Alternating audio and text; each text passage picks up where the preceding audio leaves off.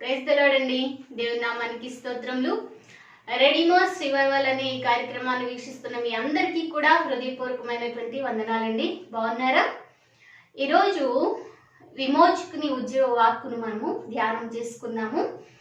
అదేంటంటే లేఖన భాగంలో నుంచి ఒక మాటను చూద్దాం. చూడండి, 107వ కీర్తన 9వ వాక్యము. ఎలయనగా ఆశగల ప్రాణమును ఆయన తృప్తిపరిచి ఉన్నాడు. దేవునికి స్తోత్రం. హల్లెలూయా. దేవుని యొక్క గుణలక్షణాల్లో దేవుని యొక్క పేరు ఏంటి అని అంటే ఆయన ఆశ కలిగినటువంటి ప్రాణాన్ని తృప్తిపరిచేటటువంటి దేవుడు. అందుకని మూల భాషలో మనం కొన్ని మాటలు చెప్పుకుంటూ వచ్చాం కదండి. యెహోవా ఈరే, యెహోవా ఎల్షదా, యెహోవా షమ్మా, యెహోవా ఎలియోన్, ఈ విధంగా కొన్ని మాటలు చెప్పుకుంటూ వచ్చాం. ఈ రోజు మన యొక్క మాట ఏంటంటే యెహోవా సితాల్. యెహోవా సితాల్ ఈ మాటకు అర్థం ఏంటంటే మనకు ఆశ అయ్యున్నటువంటి దేవుడు, మనం ఆశ పెట్టుకొనగలిగినటువంటి దేవుడు అన్న మాటను మనం చూడగలుగుతున్నాం. మన ఆశ ఆయనే, మన శ్వాస, ఆశ యొక్క శ్వాస ఆయనే అన్న మాటను మనం చూడగలుగుతూ వస్తున్నాం. ఈ లోకంలో మనం చూసినట్లయితే అనేక విషయాల్లో మనము ఆశ కలిగి ఉండటాన్ని గమనించగలుగుతుంటాం. అంత మాత్రమే కాదు, అనేక మంది మీద ఆశ పెట్టుకుంటూ వస్తూ ఉంటాం.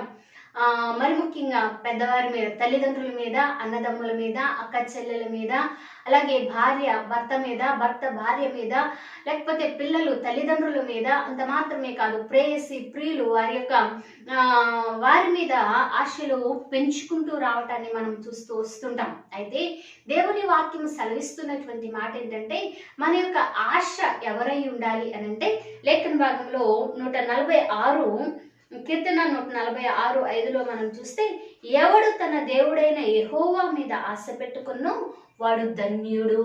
దేవునికి స్తోత్రం. హల్లెలూయా.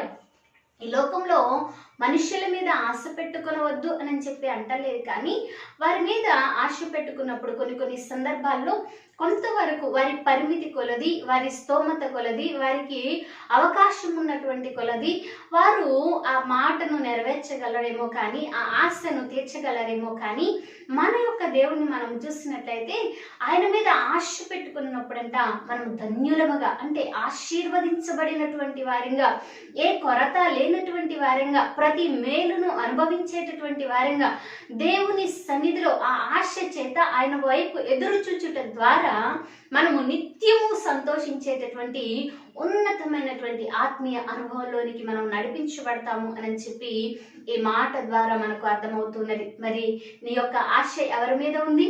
ఈ లోక మనుషుల మీద ఆశ కన్నా కూడా దేవుని మీద నీవు ఆశ పెట్టుకునేలా నీవు ధన్యుడుగా, ధన్యురాలుగా మార్చబడతావు. మనందరము కూడా దేవుని మీద ఆశ పెట్టుకున్నాం.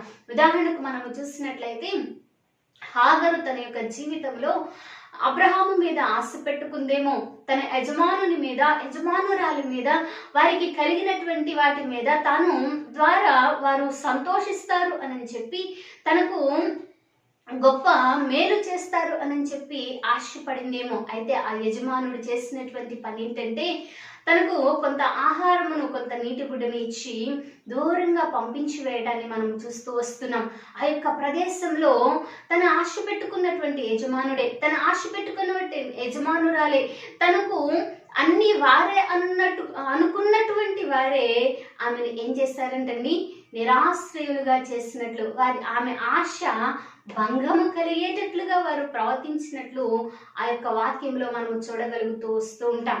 అయితే ఆమె ఆశ ఎప్పుడైతే దేవుని వైపు తిరిగిందో, ఆమె ఒంటరిగా ఉన్నప్పుడు తన యొక్క ఆశ మనుషుల మీద పెట్టుకుంది, తన బిడ్డ మీద పెట్టుకుంది. అయితే ఎప్పుడైతే ఆమె దూరముగా వెళ్ళిపోయి ఆ బిడ్డను కూడా దూరముగా పెట్టి ఒంటరిగా కూర్చుని దేవుని వైపు తన దృష్టి పెట్టిందో, తన ఆలోచన పెట్టిందో, తన ఉద్దేశాన్ని పెట్టిందో, దేవుని మీద ఆధారపడిందో, అప్పుడు దేవుని స్వరము ఆమెకి వినపడటాన్ని మనం చూస్తూ వస్తున్నాం. ఇదిగో నీటి ఊటలో, అక్కడ ఎడారిలో నీటి ఊటను కలుగ చేయడాన్ని మనం చూస్తూ వస్తున్నాం. దేవునికి స్తోత్రం. హల్లెలూయా. ఈ పరిస్థితి ఏదైనప్పటికీ కూడా దేవుడు అతి ఆశను తీర్చగలిగేటటువంటి వాడిగా ఉంటూ ఉన్నాడు.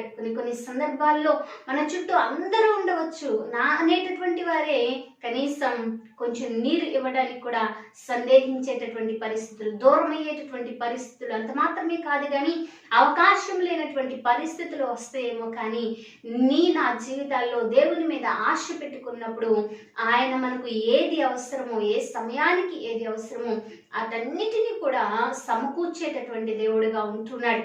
మన యొక్క ఆశను, ఆశగల ప్రాణాన్ని తృప్తిపరిచేటటువంటి దేవుడుగా, ఆనందింపచేసేటటువంటి దేవుడుగా ఉంటున్నాడు. కాబట్టి ఉదయకాల సమయంలో ఈ లోకంలో ఉన్న వారందరి మీద కన్నా కూడా దేవుని మీద మనం ఆశ పెట్టుకుందాం, దేవుని వాక్యం మీద మనం ఆశ పెట్టుకుందాం, ఆయన ముఖ దర్శనము చేయడానికి మనం ఆశ పెట్టుకుందాం, ఆయనతో సహవాసము చేయడానికి ఆశ పెట్టుకుందాం, ఆయన మీద ఆధారపడడానికి మనం ఆశ పెట్టుకుందాం.